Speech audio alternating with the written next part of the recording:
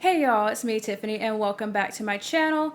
So I was not planning on doing a video on I Am Not Starfire, but after just seeing so many YouTubers and people on Twitter just going nuts about this graphic novel and not in a good way, I just had to see if it was really as bad as they were making it out to be. Apparently they were review bombing it on Goodreads since December 2020, even though it came out in July of 2021. And to be honest, I don't agree with review bombing. Like, no matter what's going on, I don't think that is the correct approach to handle something. Like, you can leave a comment, but actually doing the star ratings, I just don't agree with. So, also saying that, I believe you're allowed to have opinions, obviously, and I don't even think you have to be in the demographic that whatever is being produced to have an opinion. For example, adults can read middle grade, adults can read YA, whatever, right? And they're allowed to say, yeah, I didn't like this. But I do think you must keep in mind that sometimes if you're not in the demographic that a product is made for, sometimes it's just not going to jive with you. So I do think you need to know the difference between, oh, the story didn't flow well, the art style was trash, this or that, or you know what? It's okay overall, but it wasn't meant for me. It doesn't jive with me. Like, an adult might read Percy Jackson and absolutely fall in love with it. But at the same time, an adult might read Percy Jackson and not like the juvenile voice, not like the juvenile settings because he is younger and everybody around him is younger. He might view adults differently because he's younger. So I just wanted to say that. You need to know the difference between maybe it's just not marketed for you and like valid criticism. And I do think you don't have to fit in with the demographic to give valid criticism. All right, so me and a friend decided we had to see what is about I Am Not Starfire. We bought it on Kindle because it's cheaper and then we could read it immediately because we were curious if the reviews and the videos would just stop now that it's out, because with all of this trashing about the book going on, are these people actually going to read it? I don't know if there was any arcs out or not, because I know sometimes that's a thing. But it seems like a lot of people were just going off the trailer. And, yeah, so I read it. And I want to say I have read one thing by the author before, but it was none of her comic book stuff. Like, I didn't even know she did comic book stuff. And I didn't even know this was the same author of another graphic novel I really enjoyed. And it was nothing related to DC or Marvel. And it's called Laura Dean Keeps Breaking Up With Me. And that was one of my favorite graphic novels of all time. I didn't discover this until after I marked on Goodreads that I read it. And I went through her other stuff. And I was like, huh, okay. So, did I like I Am Not Starfire? It was okay. It was okay. I don't read a lot of these YA graphic novels that come out for DC. I have read the actual novels for 3 of the DC icons, but I never finished through with them, and they definitely feel more connected with the universe than like some of these YA graphic novels, because the only 2 I've read is Raven and Beast Boy. And I do plan on reading Beast Boy Loves Raven because I just want to see I think it's going to be a trilogy, just see it through. And my library gets them, so why not? I thought, the art style definitely seemed more like a webtoon, which is fine. I don't feel like this is meant for your average comic book reader anyways. Like, the fact that it's a YA graphic novel, the way this is written, seems like it's for younger teens, not even like a 16 or 17-year-old, but maybe like a 13 or 14-year-old, which in itself is not a bad thing as long as it's not advertising to be for older people.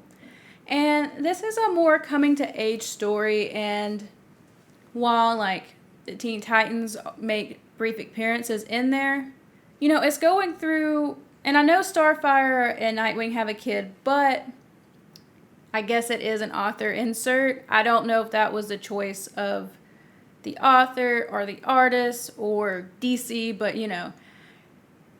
they didn't use her actual, like, daughter from the comics, and I get that's a criticism. I did wonder that at first. But I thought the first 2/3 of the graphic novel book were just fine. Like, it felt realistic. They felt like real teenagers. Like, if your mom was actually Starfire and you had kids, like, just trying to be friends with you or get in your house just to take pictures with her or possibly get pictures with the other Teen Titans, that's realistic.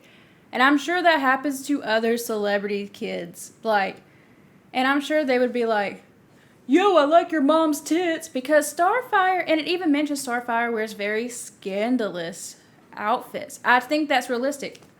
Teenagers are assholes. I mean, that's just straight up. Teenagers are assholes.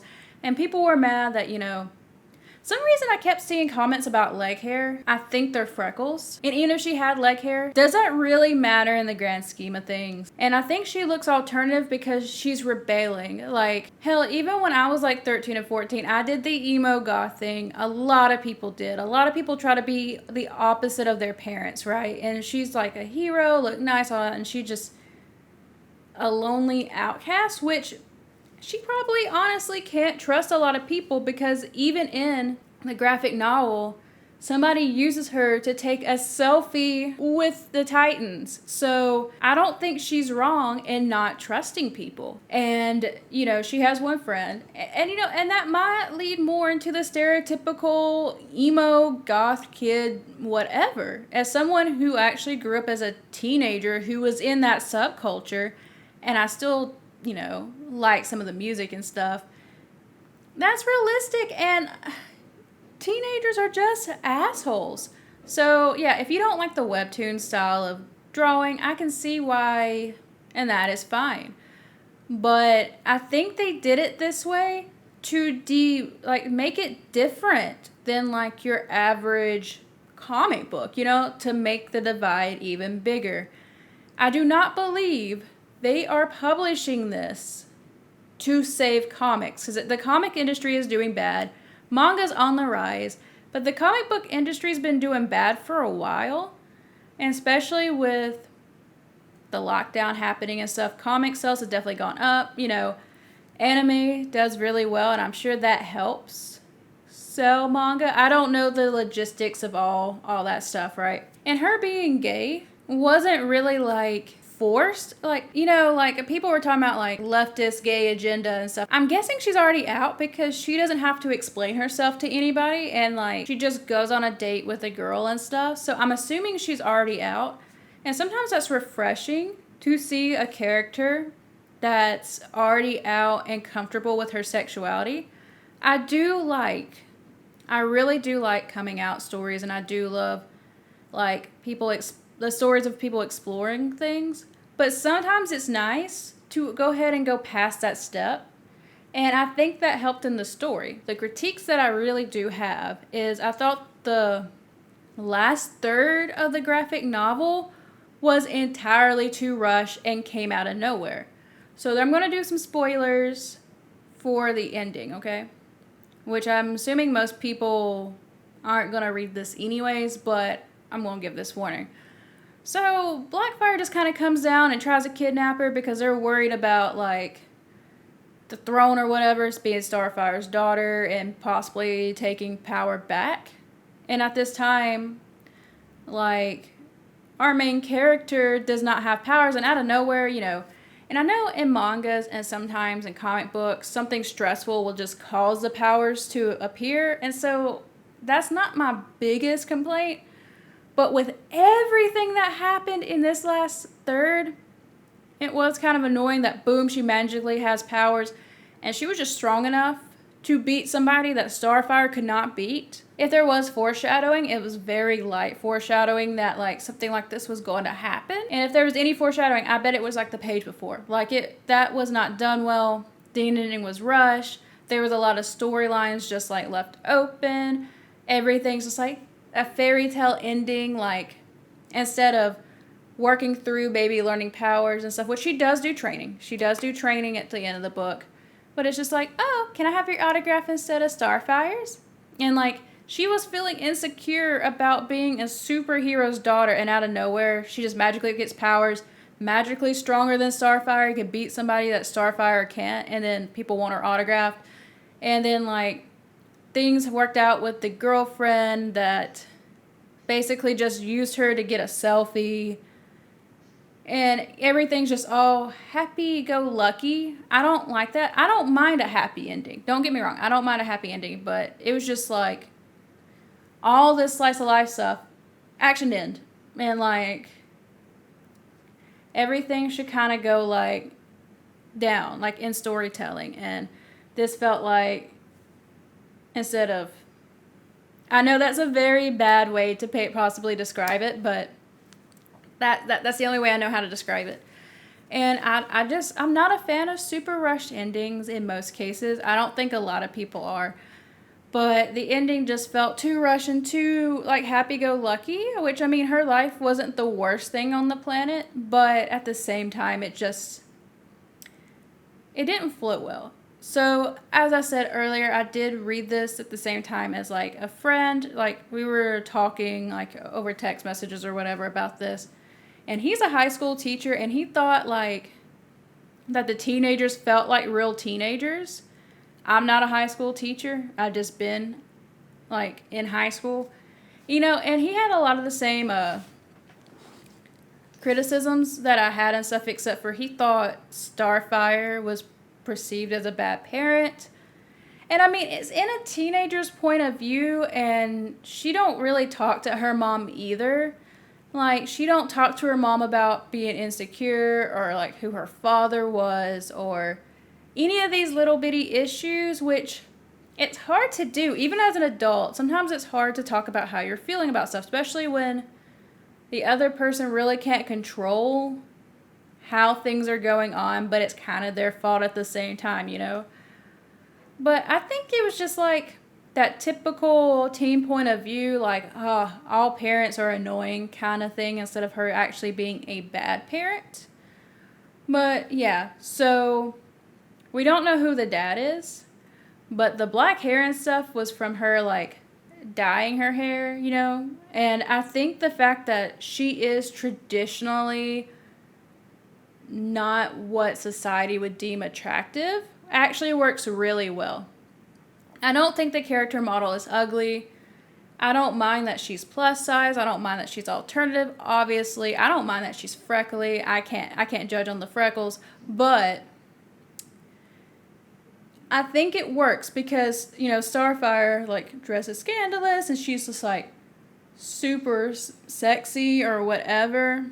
You know what I mean? Like, she's what society would find very, very attractive. And she's wanting to be the opposite of her mother. So she does things to look really different alternatively. But, like, I've seen artwork where they made her, like, really, really attractive. And I think that would have taken away from the story because if our main character was traditionally really, really gorgeous, then I feel like people would just treat her differently as well. Or maybe they would have tried to make a child star out of her or something, you know? Like, I think it would have changed the narrative. So yeah, I know this was all over the place, but I do not think it's bad as people are making out to be. Would I really recommend this? No. I think it's just an average YA book. I don't think this was meant to save the comic book industry. And I don't understand why people are getting mad about YA novels now when they've been a thing for a while, you know? Like, DC has been producing these for a while. And I think they're meant to lightly be superhero-ish because teenagers are liking DC and Marvel comic book stories, like in the movies, not necessarily reading them. And maybe they don't want to jump straight into a comic, so this is like an in-between. I think that's what this is for. I could be wrong. So guys, that is it. I have nothing left to say. Sorry, this was rambly. I did not plan anything, did not write notes. I just read it, then recorded my thoughts. So, if there's anything you'd like to see me talk about, let me know in the comment section below, and I'll see you next time. Bye.